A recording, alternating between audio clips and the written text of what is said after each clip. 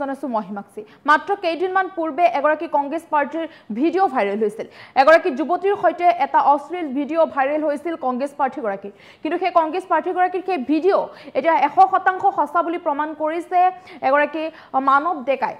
আৰু সেই ভিডিঅ'ত মানৱ ডেকাৰ নাম যেটো সাঙুৰ খাইছে তাৰ বাবে ক্ষমা খুজিব লাগিব বুলি তেওঁ মন্তব্য কৰিছে মন্তব্য আছে তাৰ আগতে তথ্য দিয়াৰ চেষ্টা কৰিছো যেটো কেইদিনমান পূৰ্বে ভাইৰেল হৈছিল সোশ্যাল মিডিয়াত ভাইৰেল হৈ পৰিছিল এটা বিশেষ ভিডিঅ' উদয় শংকৰ হাজৰিকাৰ ভাইৰেল ভিডিঅ' এটা 100% সত্য বুলি মন্তব্য কৰিছে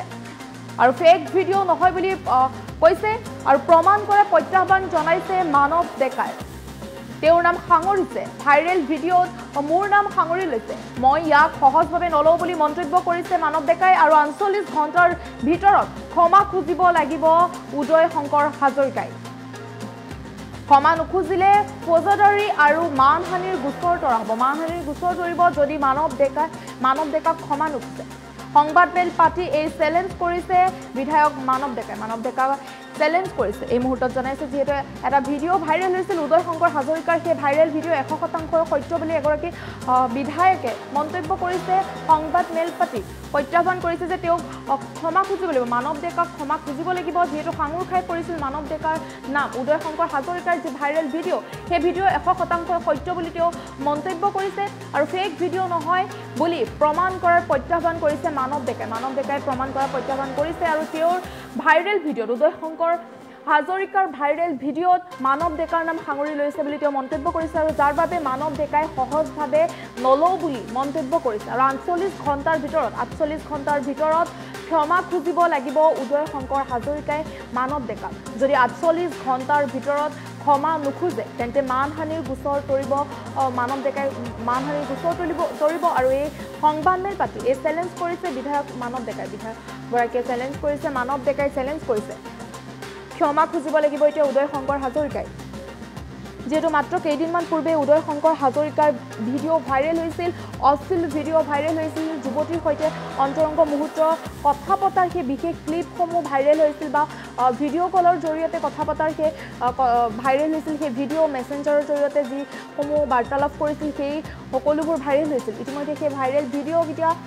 100% সঁচা বুলি কৈছে এগৰাকী বিধায়কে মানৱ ডেকাই কৈছে যে এই ভিডিঅ' সঁচা হয় আৰু যে ভিডিঅ'ত মানৱ ডেকাৰ নাম সাঙুৰ খাইছে আৰু ইয়াক সহজভাৱে মানৱ ডেকাই সেই ভিডিঅ'ত যেহেতু তেওঁৰ নাম সাঙুৰ খাইছে সেই কথা সহজভাৱে নলয় বুলি মন্তব্য কৰিছে আৰু যাৰ বাবে তেওঁৰ নাম যেহেতু সাঙুৰ খাইছে গতিকে ৪৮ ঘণ্টাৰ ভিতৰত ক্ষমা খুজিব লাগিব মানৱ ডেকাক উদয় শংকৰ হাজৰিকাই আৰু যদি ক্ষমা নুখুজে তেন্তে মানহানিৰ গোচৰ তৰিব উদয় শংকৰ হাজৰিকাৰ বিৰুদ্ধে আৰু এই কথা সংবাদমেল পাতি চ্যালেঞ্জ কৰিছে বিধায়ক মানৱ ডেকাই বিধায়কগৰাকীৰ মানৱ ডেকাৰ যি মন্তব্য আছে মন্তব্য আগবঢ়াইছে মই এখন আমাৰ director general of police GP Singh ডাঙৰীয়ালে এখন চিঠি লিখিছোঁ যিখন মই আপোনালোকক শ্বেয়াৰ কৰি দিম এই চিঠিখন মই আপোনালোকক দি দিছোঁ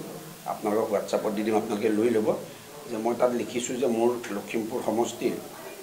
এজন জ্যেষ্ঠ ব্যক্তি যি কংগ্ৰেছ দলৰ কেণ্ডিডেট